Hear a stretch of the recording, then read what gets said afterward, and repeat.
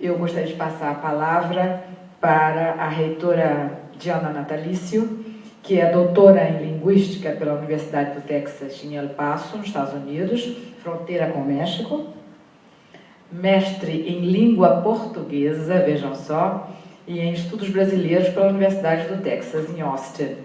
É professora do Departamento de Línguas e Linguística da Universidade do Texas em El Paso e integrou a Comissão de Seleção da Premiação de Cooperação e Inovação Transfronteiriça Estados Unidos-México, que é o Woodrow Wilson Center, e várias outras instituições para os estudos de transfronteiriços, não é isso? Eu lhe dou a palavra e agradeço a sua presença entre nós. Obrigada.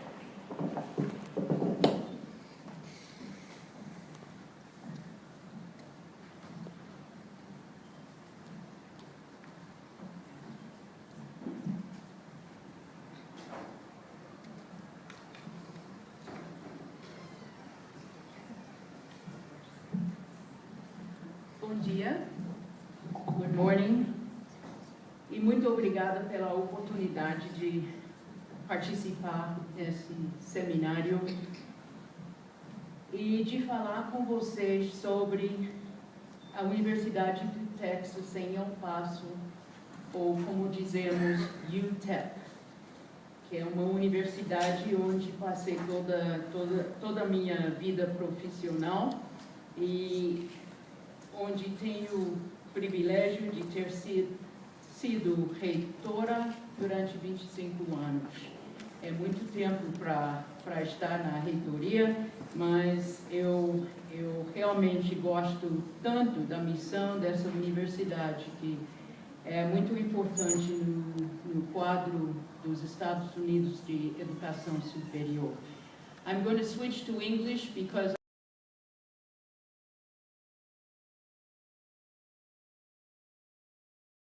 in the United States has placed the University of Texas at El Paso in the forefront of this demographic change. What's happening is that the Hispanic, or what we call Latino population in the United States is growing faster than any other single population, and everyone has now become involved in educating the Latino population in the United States. What this does is to highlight the importance of relationships, not with Europe and Asia, but with all of the Americas. And so what's changing now is a new focus on Latin America. So I titled my presentation, Building a National Reputation by Serving a Region Well. And what is that region? That region is the border with Mexico. El Paso is located in the farthest west portion of Texas, and we're on the border with Mexico, and we're midway between Los Angeles, California, and Houston, Texas. Texas is a very big state. El Paso, UTEP is located in El Paso. As I said, this is a photograph of El Paso, and in the background is Ciudad Juarez in Mexico.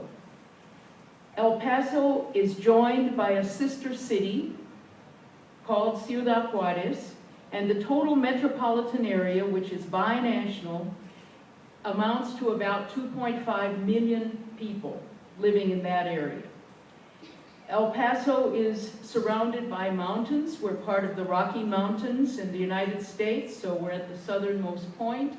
We're at about 1,600 meters high, and we are in a desert region of the southwestern part of the United States. The river that comes through to cut through the mountains that created El Paso del Norte is called the Rio Grande in El Paso and the Rio Bravo in Mexico. Population, as I said, of the region is 2.5 million, a third of whom live in El Paso and 2/3 on the Juarez side of the border. It is also a very poor region of the United States and of Mexico. Often people there say that the capitals of Washington, D.C. and Mexico City forget that there are these regions far away that have very important missions and often aren't receiving as much funding. So you can see that the per capita income in El Paso is quite low. And one of the missions of the University of Texas at El Paso has been to serve that low-income population. We were founded nearly 100 years ago. In 2 years, 2014, we'll celebrate our centenario, and we invite all of you to come, just as the University of Paraná is celebrating its centenario this year. We will do ours in 2014, and we hope many of you will come and visit us at that time. We've changed our name several times, but we are now the University of Texas at El Paso. Just a couple of other facts about us. Our mission is to serve the people of the region, of that region. And so most of our students come from that region. Most of them are first in their families to attend a university. Most of them are low income. Most of them must work while they attend school. So one of the things that interests us very much about Brazil's Inclusão Social theme is that this is exactly what we're trying to do within the confines of the United States. People often think about the United States as having more money than we need for higher education. Well, let me assure you that's absolutely not true. And there is a great diversity of universities across the country that serve very special populations. And we're very pleased to have an opportunity to serve this demographic, which has become, as I said, the fastest growing in the United States. Just a couple of other quick details. The buildings on our campus are in the style of the Kingdom of Bhutan in the Himalayan mountains. And all of the buildings are constructed in that style from the very first building in 1917. And it is the result of an article in National Geographic magazine where the wife of the first dean thought that the mountains in El Paso looked like the Himalayas. She had to have been from a very flat place to think about that, but nonetheless, she thought that.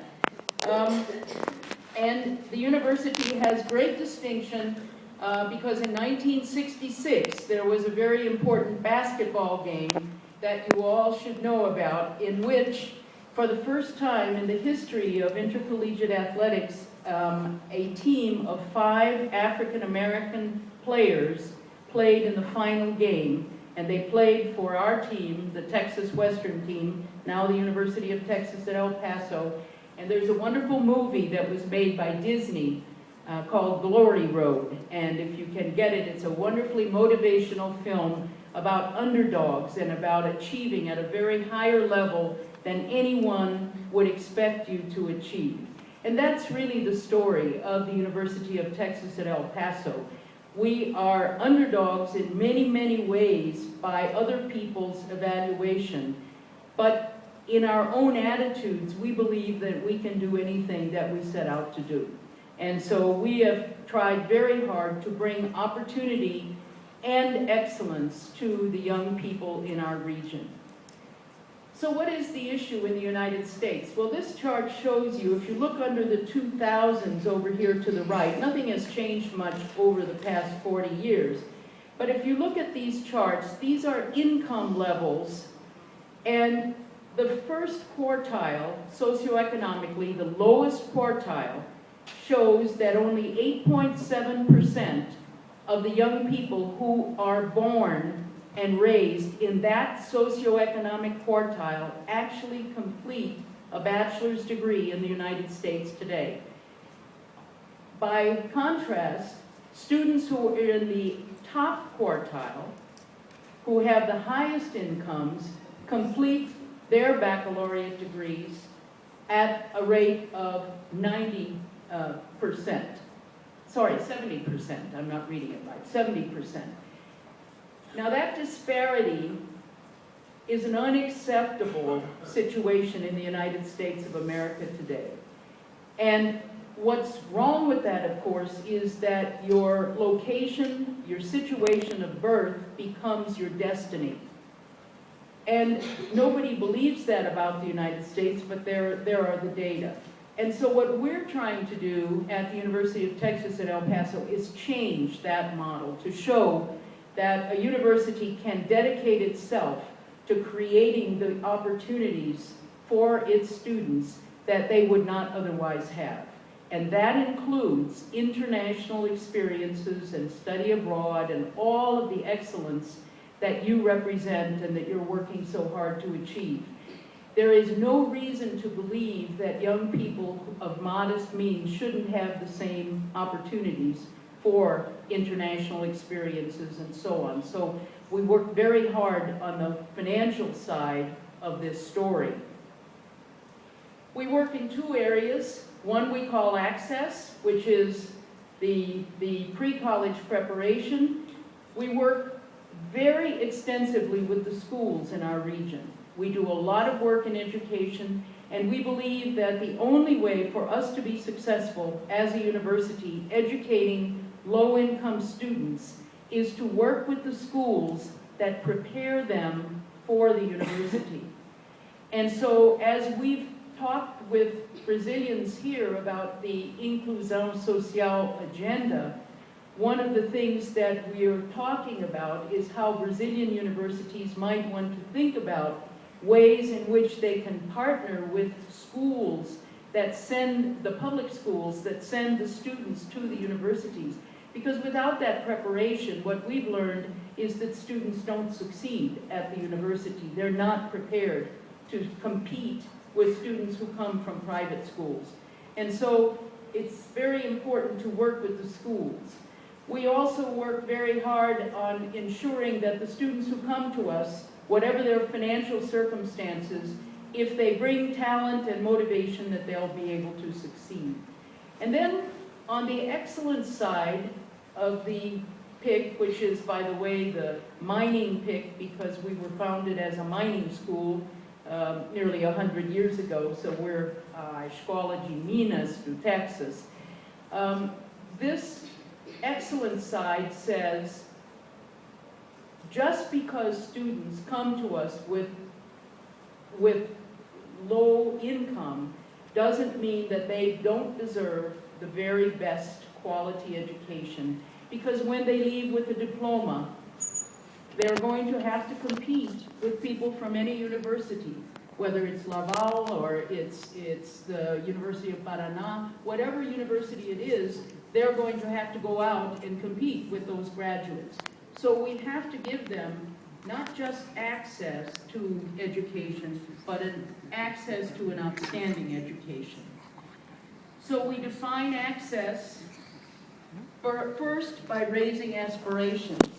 Many poor children in our community on both sides of the border believe that they don't have opportunities to go to college. They don't aspire to go to the university. So we have to change their attitudes and the attitudes of teachers and parents and everyone. Oops, sorry.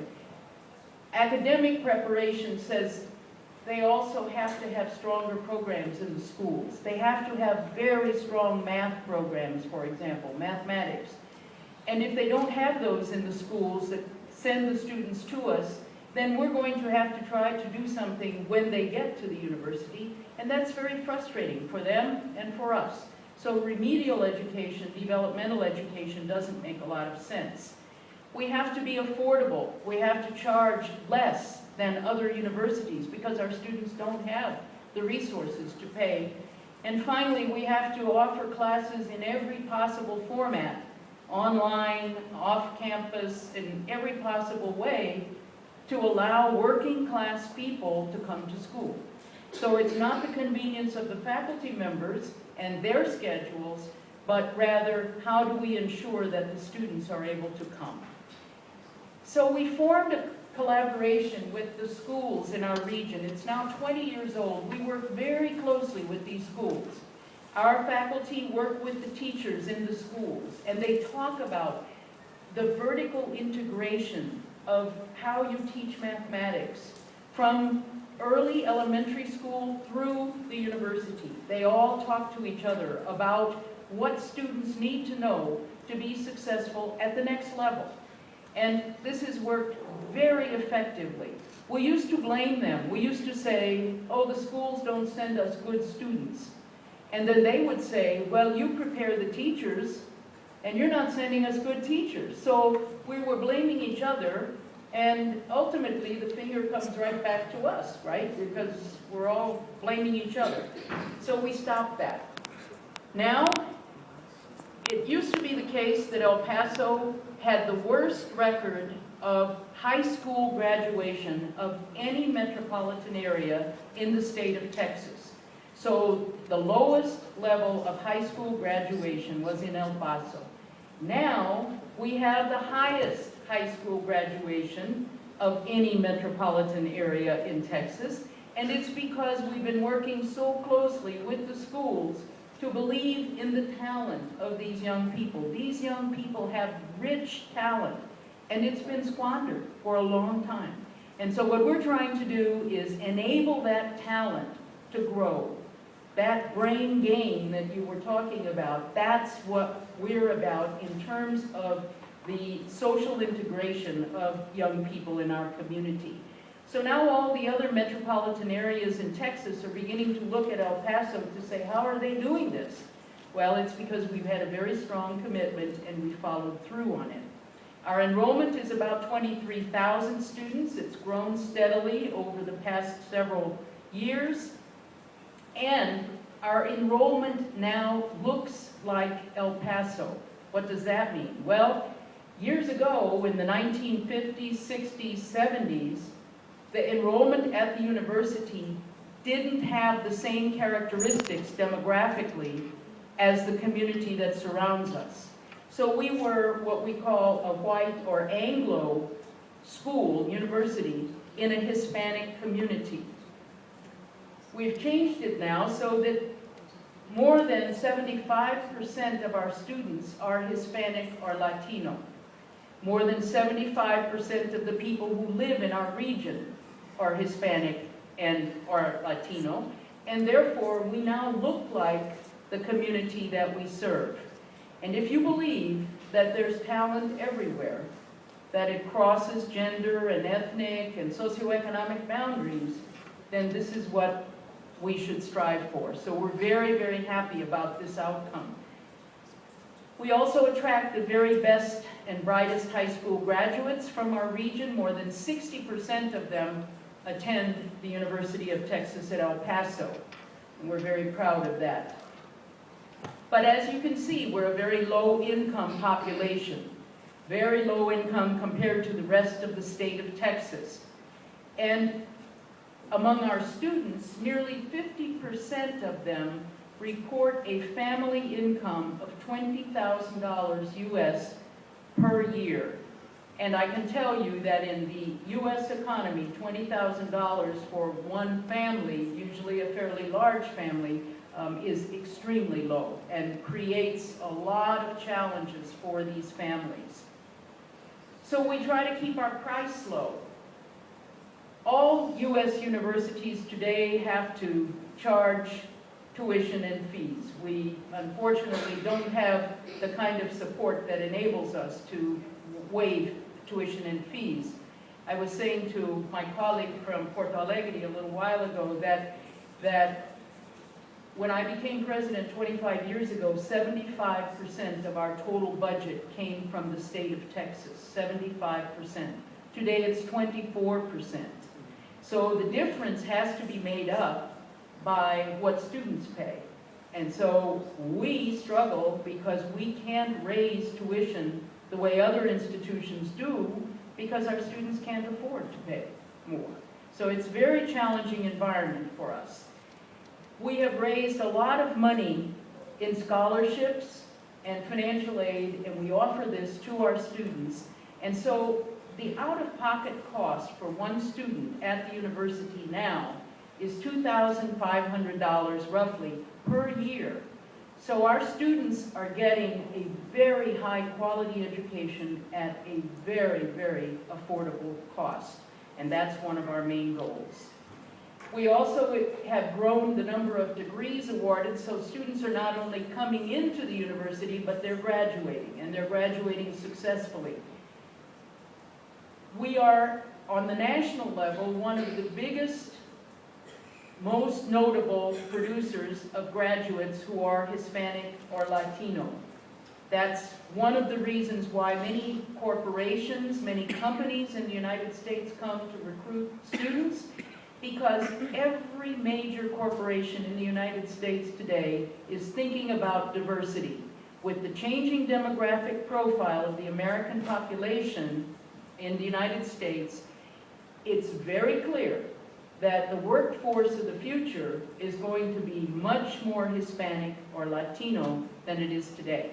And so we're at the forefront in almost any field. Our strongest fields happen to be engineering and science, because we started as a mining school.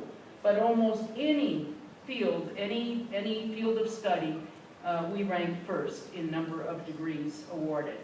We also send more Latino students on for doctoral degrees, successfully completing them, than most universities in the United States. Here we rank 7th among all U.S. universities in the number of our graduates who go on to complete doctoral degrees.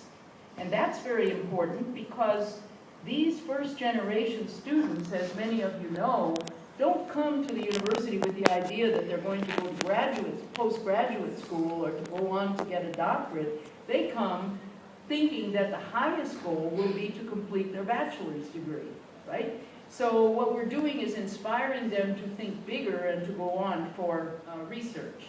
Now, on the excellence side of the story, to ensure that the degree, the diploma that they leave with is high value, we worked very hard to build excellence at UTEP. And that includes infrastructure, buildings, and equipment. We've invested heavily in that. We've expanded graduate programs and research. And very quickly, we set 2 goals for ourselves: annual expenditure of at least $100 million a year in externally funded research, and annual conferral of more than 100 doctoral degrees. Now, these were robust goals, because if you'll see here, on the left side of the chart, we were under $10 million a year. We were, in fact, at $5 million a year in 1988 in annual research expenditures. And now, this year, we're at 76 million. So if 100 is our goal, we're moving on up toward the goal that we set for ourselves. We're also second among all of our peer institutions in Texas in terms of federal or U.S. government research funding. And we're very, very pleased about that, because that says we're competing against all of the universities in the United States and succeeding. We have set research priorities that are related to our region, to our faculty strengths, to our students' interests, and these are the areas that we have focused on. We've also added a large number of doctoral programs. We had only one in 1988, and that was in geology, geological sciences, because we were a mining school, so we had geology. And we were told by the state government that we shouldn't have more doctoral programs. But clearly, in order to do research and in order to have the quality faculty at the university for the students that we serve, we needed to have these doctoral programs. So we began the process. We now have 19 doctoral programs, with a couple more, one in biomedical engineering and another one in manufacturing engineering, that are in the process of being approved. We have now, my understanding is, something over 700 doctoral students enrolled at the university. And they come from all over the world. People come from all over the world. We have Brazilians there working with faculty in biology.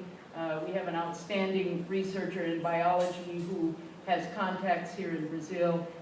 He works on Chagas disease. His name is Igor Almeida, and he's recruited a number of people to come and spend time working in his laboratory, and it's very exciting work, actually. And I wanted to thank Marie Levins for her eloquent comments the other day, because embedded in them was a mention of a Washington Monthly survey that we too at UTEP are very pleased about. This is a new ranking system that is a counterpoint or alternative to U.S. News and World Report, which tends to focus on prestige and money factors. And U.S. News and World Report then typically has private universities like Princeton and Harvard and Yale at the top of their ranking, and public universities don't fare as well. We were very pleased this year that the ranking came out in Washington Monthly, which assesses impact of the institution on the public good.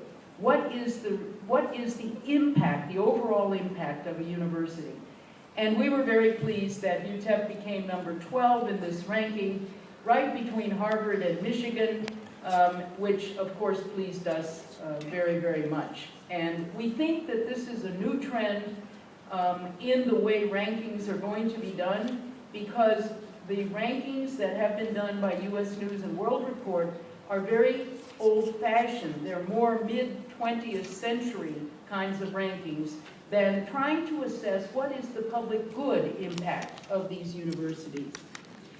And once we get all of this work done, we will be known, we believe, as the first national research university, Tier 1 university in the United States with a 21st century or majority Latino student population.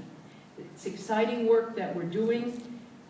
I think that the opportunities to work with universities here in Brazil, my own personal affection for Brazil is clear, I hope. But beyond that, I think that there are so many ways in which we could achieve the kind of reciprocity that my colleague talked about earlier. We're looking for meaningful strategic relationships with Brazil. We don't want to sign 5,000 convenios or MOUs. What we want to do is find partners with whom we can work in strategically interesting ways that will result in a reciprocal benefit. And so we're looking very much forward to talking with others of you. I've been in Brazil only for about less than 10 days, but I've certainly enjoyed the opportunity to come back and look forward to talking with many of you from Brazil and from other countries. We have relationships with universities in Peru and in Bolivia and elsewhere, and we look forward very much to talking with you. So let me just say mais uma vez, muito obrigada pela oportunidade de estar aqui com vocês. Muito obrigada.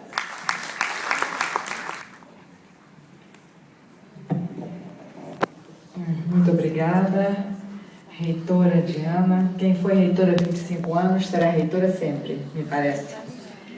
Eu gostaria de dizer que a senhora acaba de nos ensinar muito.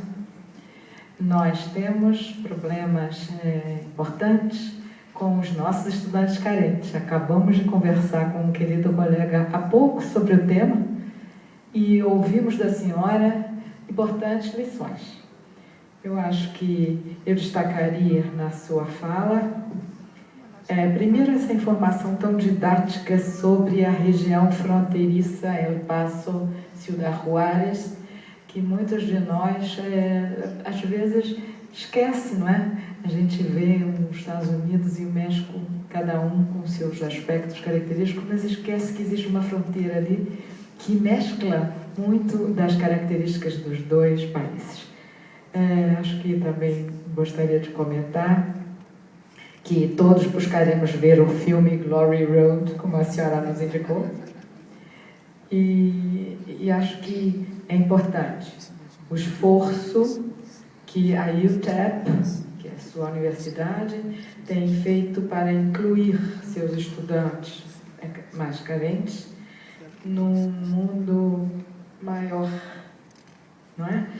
Essa oportunidade que é também uma grande preocupação do nosso governo, ampliar as portas daqueles que são menos favorecidos, reduzindo as diferenças de acesso, não é?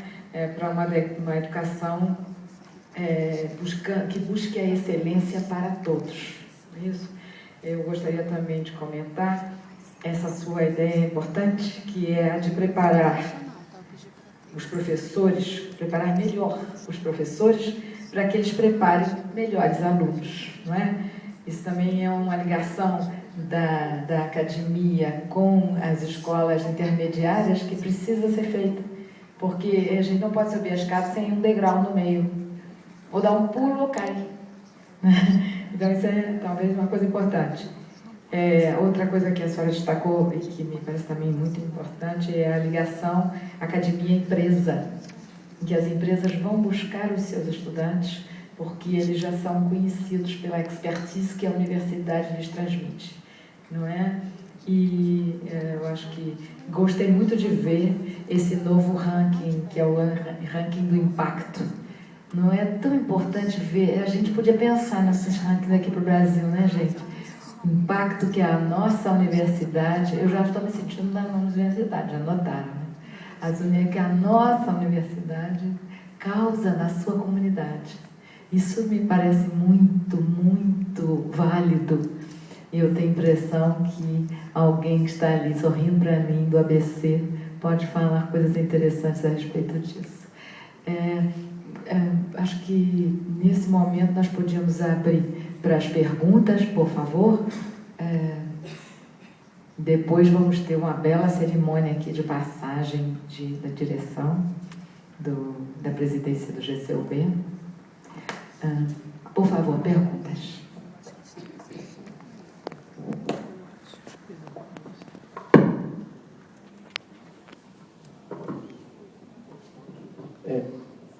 Bom dia a todos. É uma pergunta para a reitora de El Paso. Aqui no Brasil, recentemente foi lançada uma lei que reserva parte das vagas nas universidades para estudantes carentes e também cotas raciais. Como isso funciona na sua universidade, que já consegue integrar essa comunidade? Quer dizer, a comunidade latina está entrando na universidade, são necessárias cotas ou eles entram normalmente?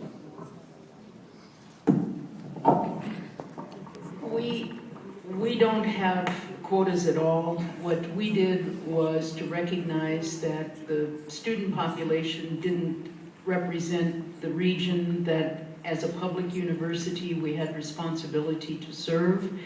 And so we began to look at the patterns of students coming to the university from various high schools. We identified the high schools that weren't doing a good job of sending the students forward.